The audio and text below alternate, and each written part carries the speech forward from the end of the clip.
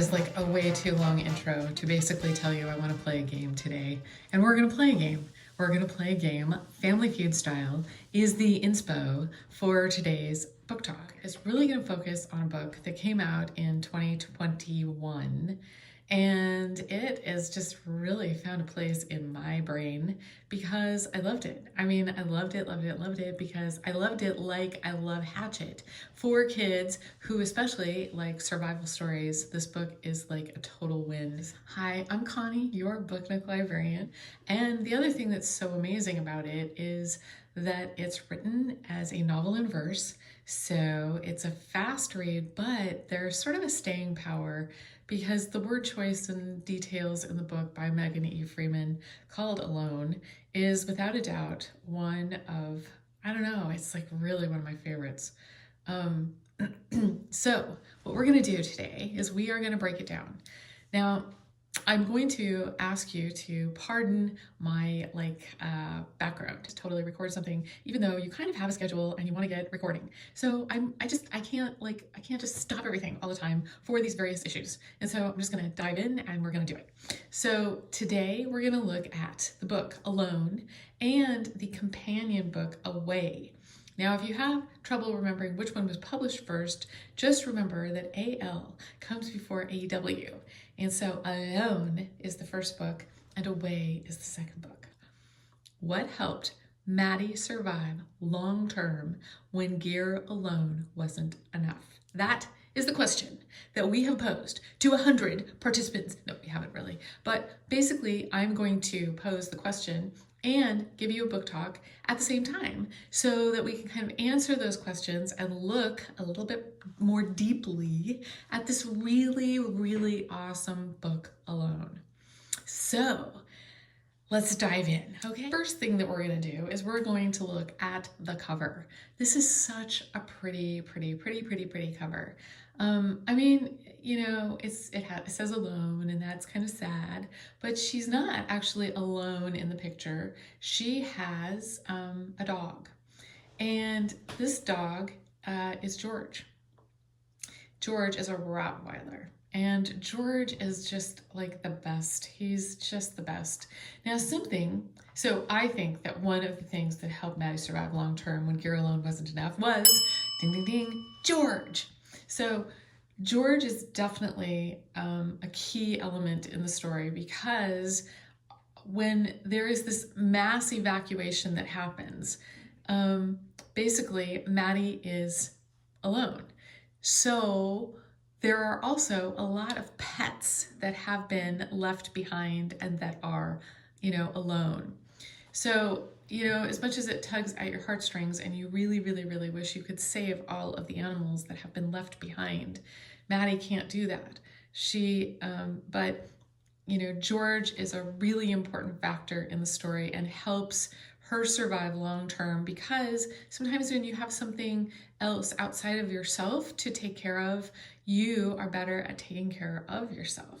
So George is just awesome. George is just the best. Okay, George. So let's move on.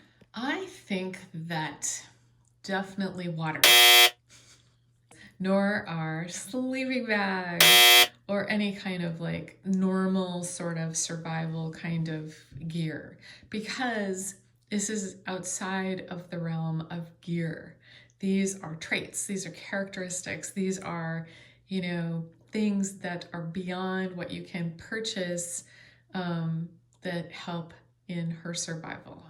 I think the next thing would probably need to be, I think, resourcefulness. Yeah. Maddie is very resourceful and she teaches herself how to garden and how to maintain a garden and how to take care of things in such a way that she has food and can sustain herself. And that is a really big factor in this book as well. So definitely resourcefulness, gardening, those kinds of elements is worth a really deeper look. Another thing you might not really think of as being a good survival element is routine and structure.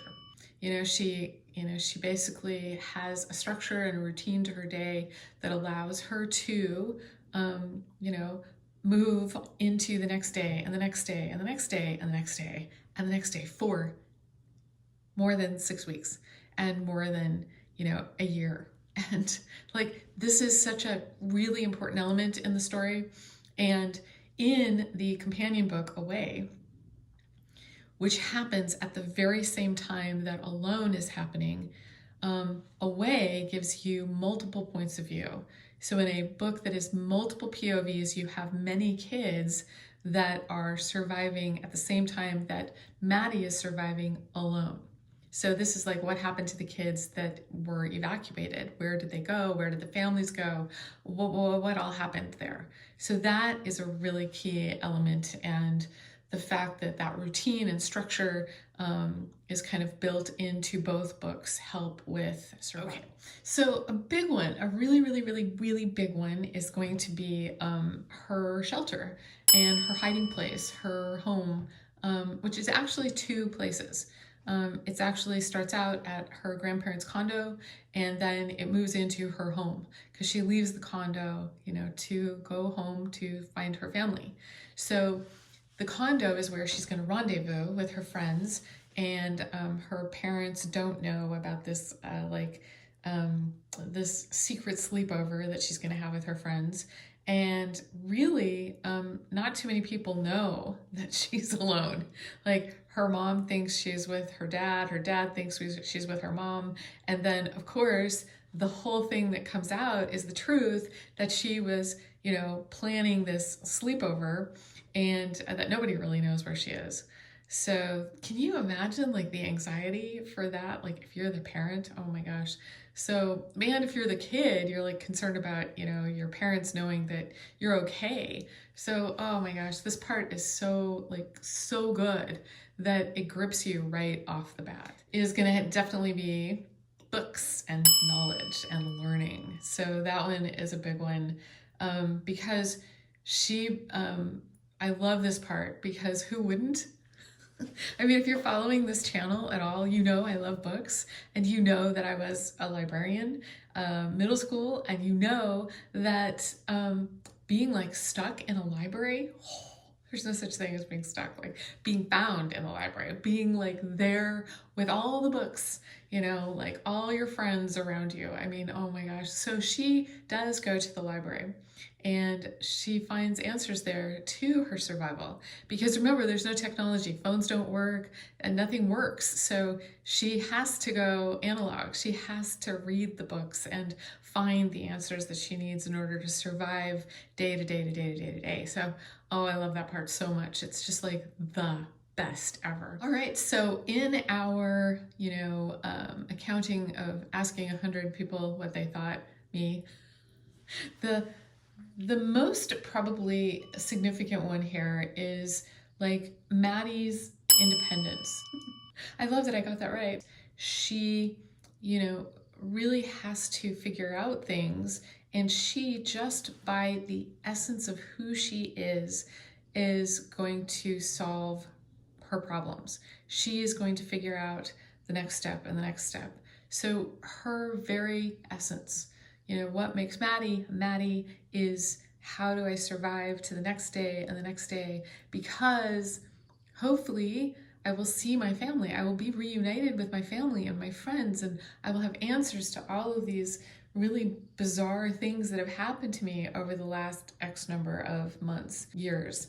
So that is really an essential. And this is Away. I just this is such a beautiful book as well. I got it and I blew through it right away. And again, this one is written so differently. It's almost like there's a script, and both Alone and Away are written in a free verse format.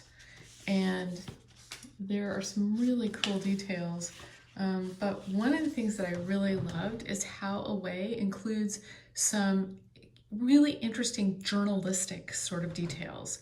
And by journalistic, I mean, the kids that are in Away start a newspaper, and they, research and they interview and they talk to people who have been impacted, who have had, this trauma of being ripped away from their families and what that looks like. So this has a very different cover, similar. You don't know who this kid is. You don't know about the cars. Look at that like cool sort of snake of lights. You don't really know what's going on. So my biggest advice to you is read both of these books. I don't care what order. I really don't. This one is the companion. And a companion simply means it is at the same time, and it also sheds some light on some details that the first book you don't get. You don't get because, well, Megan hadn't written it yet. And the other thing that's really neat about it is that I put in the description, I put a link to an interview, and the interview is with Megan Freeman and why she wrote this book and why, Alone even kind of came to be. So I really love this. I mean, I'm totally, fan girling over this whole thing because it's just so well done. And I love the resourcefulness of the kids, and I love what they learn.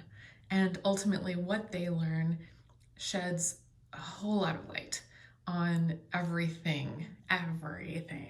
So treat yourself to this book and of course Alone, and I think you'll love them. And if you've read them, let me know in the comments what you thought, because I thought they were absolute winners. And again, the format is very approachable, so it's something that you can read quickly, but has a real staying power to it, and I think you'll really enjoy it.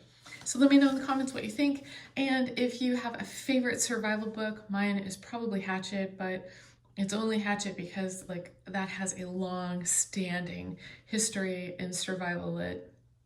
But there's so many others. So tell me and in the comments, and I promise I will reply.